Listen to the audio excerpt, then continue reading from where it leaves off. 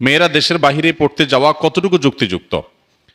কোনো নারী যদি দেশের বাইরে পড়তে যেতে চান, মুসলিম নারী, তাহলে সেক্ষেত্রে তিনি মাহরামের সাথে অবশ্যই যে কোনো জায়গায় যেতে পারবেন।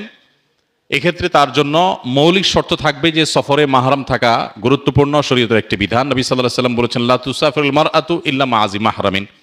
কোনো নারী মাহরাম ছাড়া অন্য কারোর সাথে, অর্থাৎ অচেনা গায়রে মাহরাম মানুষের সাথে তিনি সফর করবেন না।